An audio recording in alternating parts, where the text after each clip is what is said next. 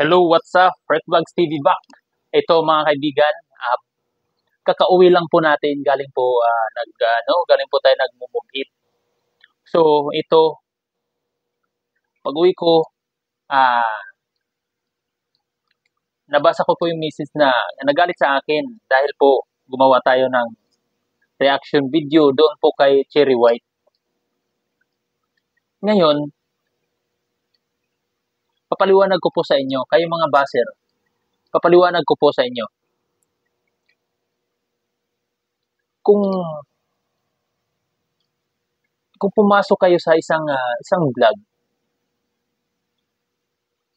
kailangan po ninyong mag-ingay at gagawa kayo ng mga reaction doon sa mga vlogger na kilala na rin para po mas mabilis angat po ang ating YouTube channel. Ganun po kadali. At huwag po kayong magalit kung ano po yung reaction na ginawa ko. Dahil po, bis lang po yan sa ating nakikita. Bakit? Hindi niyo po ba nakikita na magkasama sila ni Cherry White at saka si Pacboy? O isa pa. Bakit? Naghihiwalay na ba sila ni Pacboy?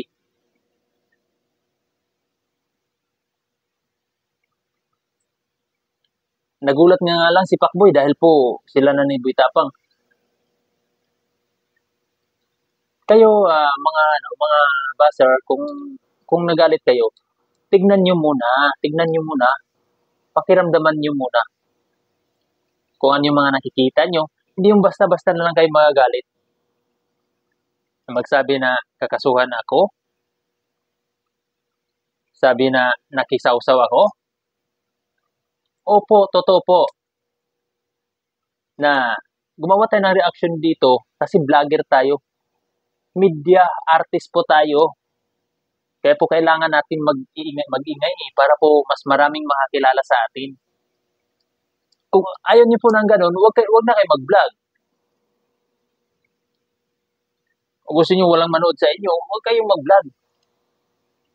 Kaya nga po nagbablog tayo para po sa pamilya natin at hindi naman ito sa paninira ng tao.